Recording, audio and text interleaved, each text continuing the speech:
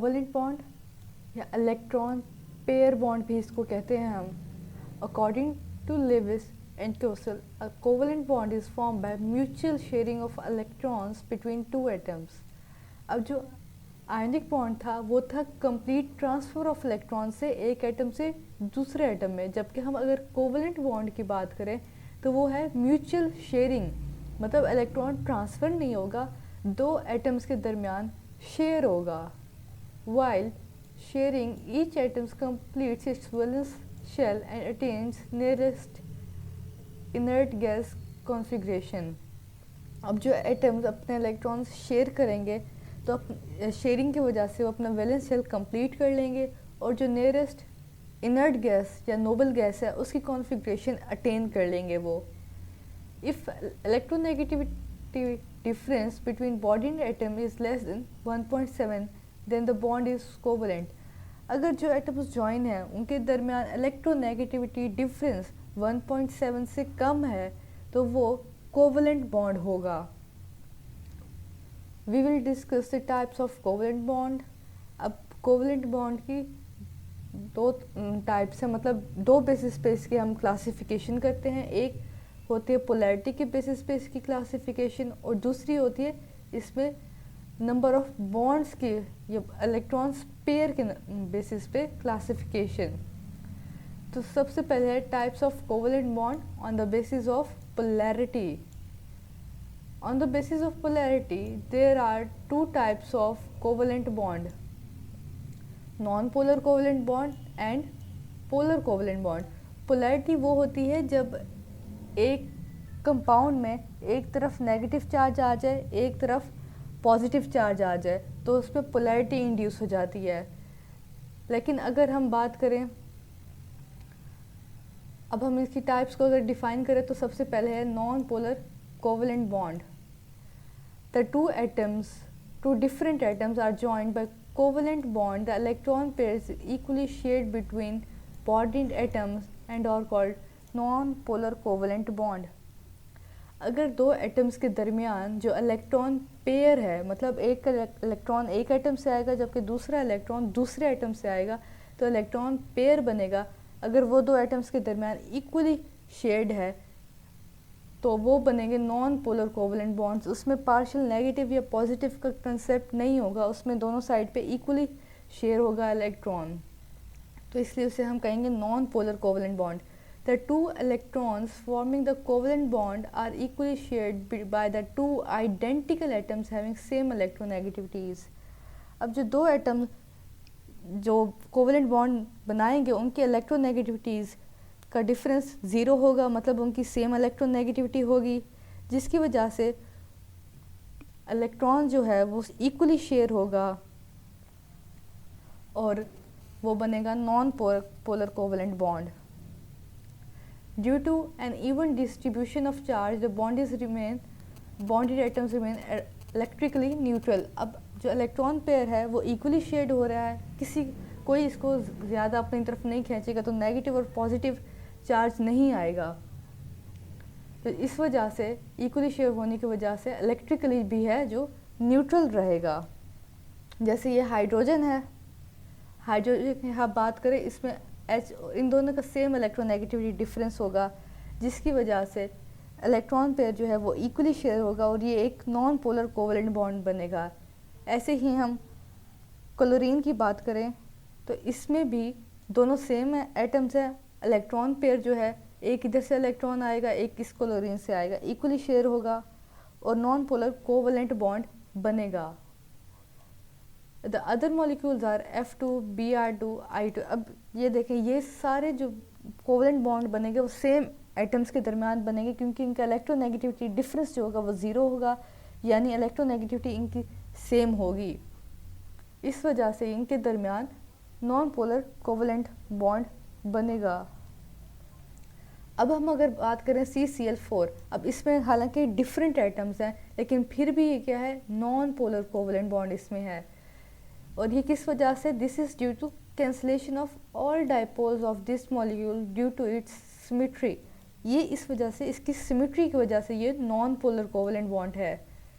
Actually the CCl bonds are polar but molecule is non polar overall.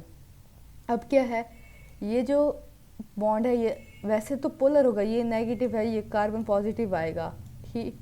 लेकिन अगर हम overall देखेंगे इस कंपाउंड को तो ओवरऑल ये जो है नॉन पोलर बनेगा, इलेक्ट्रिकली न्यूट्रल बनेगी, क्योंकि ये आपस में एक दूसरे के डायपोल्स कैंसिल कर देंगे।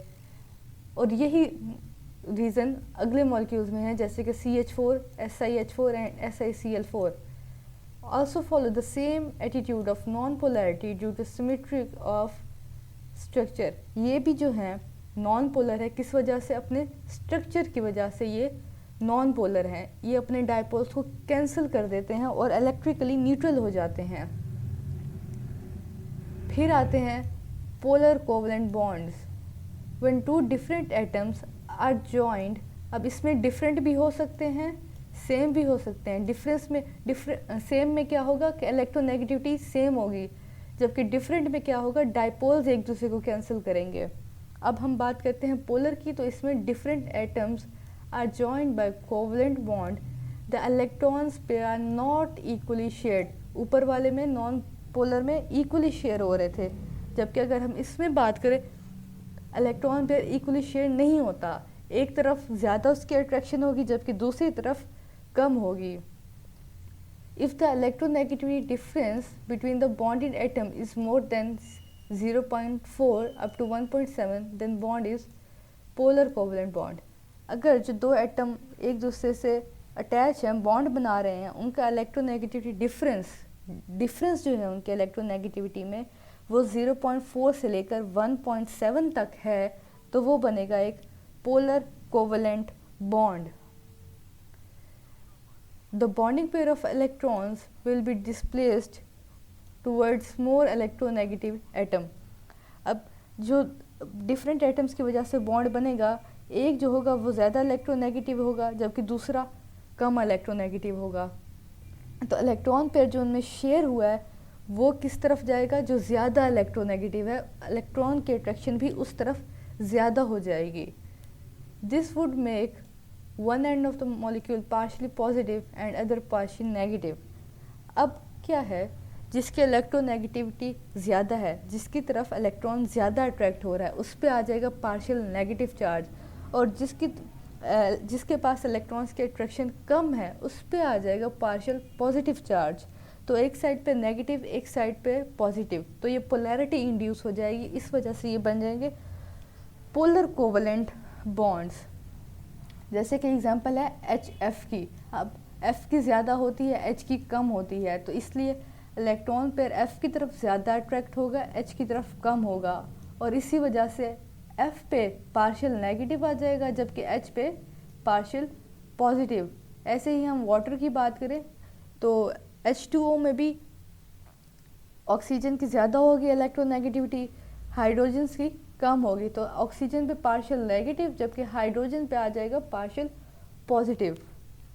फिर हम बात करते हैं मिथाइल क्लोराइड की। अब CH3Cl में क्या होगा, जो क्लोरीन है ये पार्शियल नेगेटिव, क्योंकि इस पे इलेक्ट्रोनेगेटिविटी डिफरेंस इसका बाकी की निस्बत ज़्यादा है, जबकि कार्बन पे आ जाएगा पार्शियल पॉजिटिव, तो ये भी एक पोलर कंपाउंड बन जाएगा। फिर है मेथनॉल या मिथाइल अल्कोहल भी कहते हैं इसको। इसमें भी क्या है, CH3OH। अब इसमें हाइड्रोजन पे पॉजिटिव होगा, कार्बन पे पॉजिटिव होगा, जबकि ऑक्सीजन पे नेगेटिव होगा, क्योंकि ये जो शेयरिंग इलेक्ट्रॉन्स है अपनी तरफ ज़्यादा अट्रैक्ट करेगा। An atom can share more than one electron. अब एक एटम ज़रूरी नहीं कि अपना एक ही इलेक्ट्रॉन शेयर करे, वो एक से ज़्यादा भी शेयर कर सकता है। जैसे कि है नाइट्रोजन के केस में N2 में is an inert gas having a strong triple bond. Triple bond किस लिए, क्योंकि इस पर 3 इलेक्ट्रॉन्स पेयर शेयर हो रहे हैं। 3 इलेक्ट्रॉन्स पेयर्स हैं तो 6 टोटल इलेक्ट्रॉन हो जाएंगे। 3 एक नाइट्रोजन की तरफ से, 3 एक इलेक्ट्रॉन नाइट्रोजन की तरफ से, तो टोटल 6 इलेक्ट्रॉन्स लेकिन 3 बॉन्ड पेयर्स। ऐसे ही the molecule of oxygen O2 makes a double bond. अब O2 क्या बनाएगा, डबल बॉन्ड। जो कि होगा 2 इलेक्ट्रॉन्स पेयर्स की वजह से या फिर 4 इलेक्ट्रॉन्स की वजह से।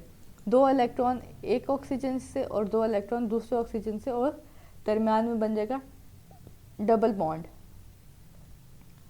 फिर एग्जांपल है कार्बन डाइऑक्साइड की। Carbon dioxide is a non polar covalent compound. Carbon dioxide non polar है, लेकिन जैसे हम इसका स्ट्रक्चर देखते हैं तो हमें लगता है ऐसे कि इसको पोलर होना चाहिए था, क्योंकि एक साइड पे यहाँ पे कार्बन पॉजिटिव हो जाए और ऑक्सीजन नेगेटिव, लेकिन ऐसा नहीं होता, ये नॉन पोलर है। Although it is form by hetero atoms, ये हेट्रो मतलब डिफरेंट, कार्बन डाइऑक्साइड बना तो डिफरेंट एटम्स की वजह से है, लेकिन क्या है, the linear structure balances the polar character on both side. अब इसमें क्या होता है, पोलर करेक्टर जो होता है वो बैलेंस हो जाता है दोनों साइड पे और एक दूसरे को कैंसिल कर देता है, तो ये ओवरऑल जो CO2 है ये बन जाता है non polar compound.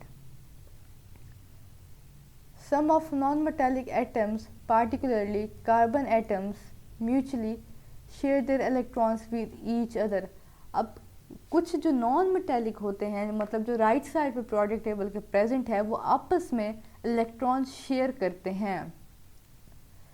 This leads to formation of extended chains which is the basis for the formation of large size molecule called macromolecules।